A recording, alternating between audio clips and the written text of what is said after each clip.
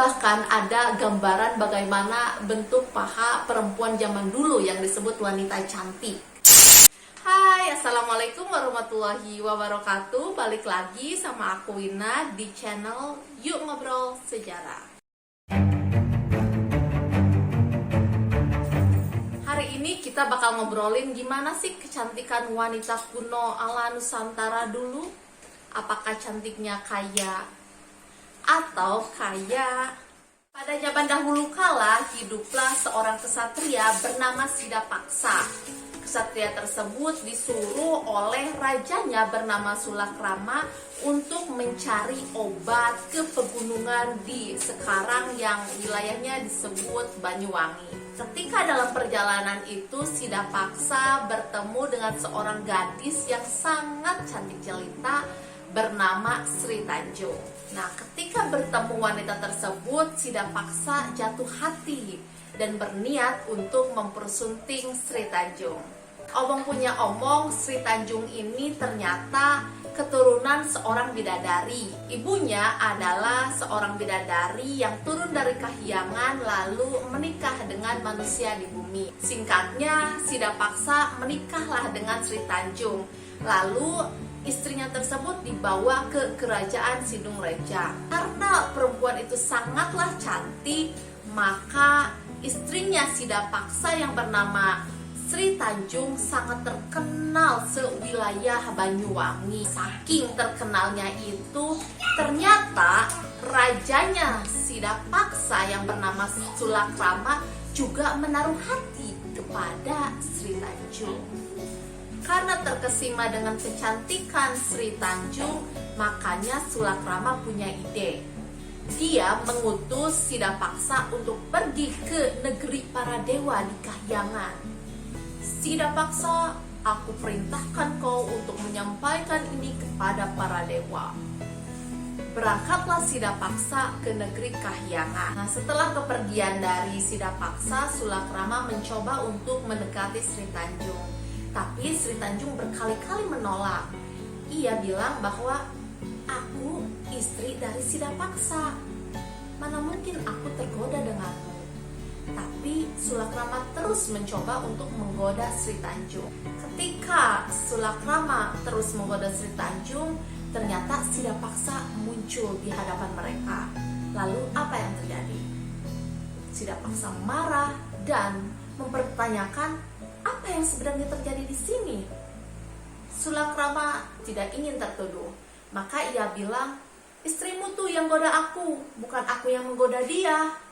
Sulakrama mencoba untuk memfitnah Sri Tanjung, dan fitnahnya tersebut ternyata mampu membuat Sidapaksa percaya bahwa istrinya yang keganjengan kepada Raja Sulakrama. Sidapaksa sangat marah, lalu ia membawa Sri Tanjung ke sebuah sungai di Banyuwangi. Sidapaksa mengeluarkan keris dari pinggangnya. Nah, sebelum Sidapaksa menancapkan keris ke perutnya Sri Tanjung bilang, "Hai Kakanda, kalau misalkan darahku nanti wangi, itu berarti aku tidak berdosa."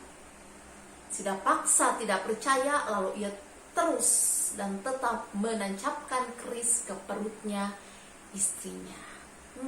Jadi itu cerita tragis dari seorang wanita cantik di masa kuno Nusantara yang gadis tersebut diperebutkan dan diinginkan oleh banyak orang, tapi ternyata berakhir sangat menyedihkan. Nah, cerita ini disebut sebagai legenda Banyuwangi kini. Banyu yang artinya air dan wangi yang artinya harum atau air yang wangi.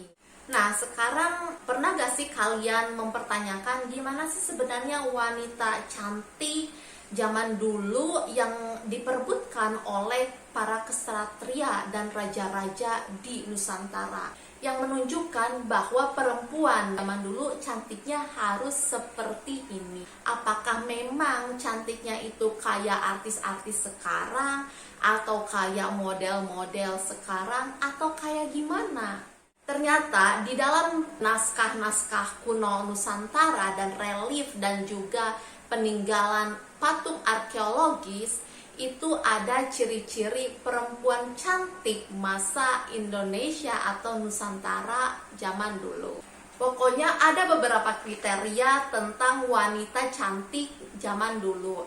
Yang pertama yaitu bibirnya bagai buah manggis terbuka. Kebayang gak sih gimana buah manggis yang terbuka? Jadi ketika senyum mungkin giginya putih, terus senyumnya sangat manis. Terus yang kedua, pandangannya manis mengalahkan juruh madu. Jadi tidak hanya matanya yang cantik, pandangannya pun harus manis. Yang ketiga,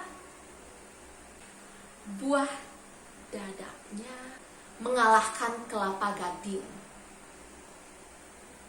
Gimana sih maksudnya buah dadanya mengalahkan kelapa gading? Bagian tengahnya seperti patrem terhunus. Bahkan ada gambaran bagaimana bentuk paha perempuan zaman dulu yang disebut wanita cantik, yaitu pahanya bagaikan daun palem yang dipasah halus. Nah, ada beberapa naskah lain menjelaskan bahwa perempuan cantik ala Nusantara pinggangnya tuh harus ramping-ramping. Nah, kriteria pinggang lebar itu tidak disebut sebagai wanita cantik.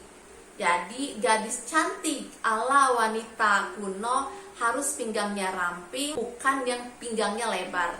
Karena kalau pinggangnya lebar, katanya dia berarti sudah bersuami atau mempunyai anak. Nah, uniknya guys, ternyata kriteria cantik itu tidak hanya secara fisik, tapi wanita zaman dulu di Indonesia pun harus punya kriteria inner beauty. Jadi memang cantik itu jangan luar aja ya, tapi dalamnya juga harus baik. Cantik dari luar dan juga cantik dari dalam. Pokoknya ada 3 kriteria wanita inner beauty yang dicari para raja dan ksatria zaman dulu. Apa saja ya? 1, Suwanda. Yang kedua, Sai Kapraya. Dan yang ketiga, Sajiwa. Pokoknya wanita cantik yang cantik dari dalam itu harus bisa melayani suami, harus punya satu visi, dan juga harus setia kepada suaminya. Nah, kalau kamu punya pasangan, kamu mau gak sih kalau pasangan kamu punya kriteria wanita seperti ini? Atau mungkin kamu punya kriteria wanita yang harus melayani suami, atau satu visi dan juga harus setia?